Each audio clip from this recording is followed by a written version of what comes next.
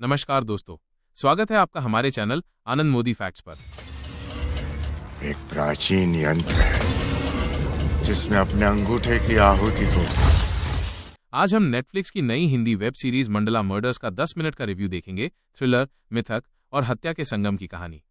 इस रिव्यू में हम जानेंगे कहानी कैसी है, कलाकारों का प्रदर्शन, निर्देशन, कमजोरियां और क्या ये आपके टाइम के लायक है।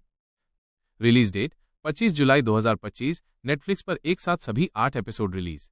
निर्माण YRF एंटरटेनमेंट, निर्देशक गोपी पुत्रन और मनन रावत द्वारा बनाया गया। मुख्य कलाकार वानी कपूर, CIB ऑफिसर रेया थॉमस, वैभव राजगुप्ता, विक्रम सिंह एक निलंबित पुलिसवाला, सरीन चावला, श्रेया पिलगांवकर, रघुबीर यादव आदि।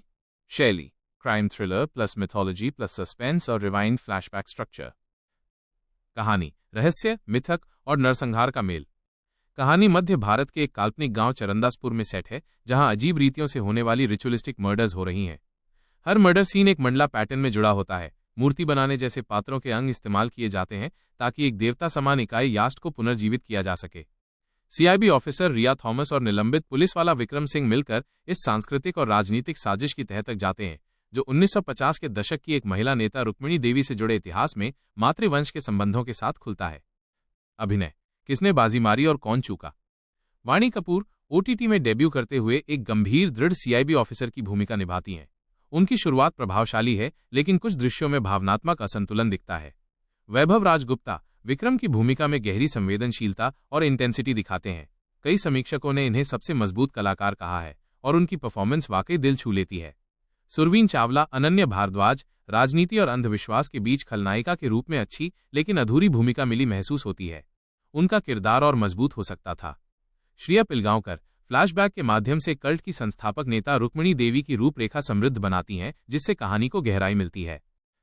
तकनीकी पहलू, निर्देशन और सिनेमैटोग्राफी। वातावरण, चरंदासपुर और वरुणा फॉरेस्ट की ग्लूमी सिनेमेटोग्राफी शानदार है, जो दर्शकों को कहानी में बांधती है और एक अलग ही माहौल बनाती है। निर्देशन, गोपी पुत्रन और मनन रावत ने एक महत्वाकांक्षी मिथ क्राइम मिश्रण का प्रयास किया है, लेकिन थोड़ी उलझन वाले नैरेटिव स्ट्रक्चर के कारण फोकस खोता गया। संगीत स्कोर, संचित और अंकित बलहरा का काम माहौल तो बनाता है, लेकिन यादगार नहीं लगता। खूबियां और खामियां, एक निष्पक्ष नजर। खूबियां, एटमॉस्फेरिक वर्ल्ड बिल्डिंग में दम है। विजुअल्स और लोकेशंस बहुत दिलचस्प हैं, जो दर्शकों को पूरी तरह से कहानी में डुबो देते हैं। वैभव राजगुप्ता की परफॉर्मेंस स्टैंड आउट। कुछ दृश्यों में वो अपनी भावनात्मक गहराई से दर्शकों को प्रभावित करते हैं। लेयर्ड मिथोलॉजी और कल्ट लोर दर्शकों की जिज्ञासा बढ़ाती है। यास्ट और अंगों की कहानी विचित्रता में डुबा देती है, जो एक अनूठी अवधारणा है। खामियां, पेसिंग धीमी। शुरुआत अच्छी है, लेकिन बीच में शो थोड़ा भटक जाता है। मध्य के एपिसोड्स में कहानी खींची हुई महसूस होती है। नैरेटिव कॉम्प्लेक्सिटी अधिक। बहुत सारे थ्रेड्स, फ्लैशबैक और ऑकल्ट साइंस के मिश्रण से प्लॉट समझना मुश्किल हो जाता है। कुछ पात्र और घटनाएं अधूरी रह जाती हैं। समाधान कमजोर रहा, जिससे शो की धार कमजोर लगती है। क्लाइमैक्स और संभावित भविष्य। अंत में अनन्या भारद्वाज कल्ट की पुनर्जन्म योजना को आगे बढ़ाती हैं, लेकिन रिया उन्हें रोककर विक्रम की जान बचाती हैं और अनुष्ठान विफल कर देती हैं। यास्ट अनुष्ठान बीच में ही टूट जाता है, क्योंकि विक्रम को जन्म के समय मां ने उसकी रक्षा करने की कामना की थी, जिसकी वजह से यास्ट उसे स्वीकार नहीं करता। शो की खुली समाप्ति दर्शाती है कि कल्ट अभी भी अधर में है और संभावित सीजन 2 की राह साफ होती नजर आती है। अंतिम विचार, क्या ये आपके लिए है? तो दोस्तों, मंडला मर्डर्स एक विजुअली ग्रिपिंग, मिथोलॉजी से भरपूर और क्राइम थ्रिलर सीरीज है, लेकिन वो जो वादा किया गया था उस पंच को देने में थोड़ी चूक गई है। अगर आपको स्लो बर्न थ्रिलर पसंद है, जहां रहस्य और धार्मिक प्रतीकात्मकता मिले, एक बार जरूर देखें।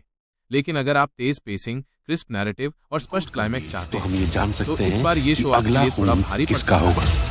वीडियो पसंद आया हो तो लाइक करें, शेयर करें और सब्सक्राइब करना न भूलें।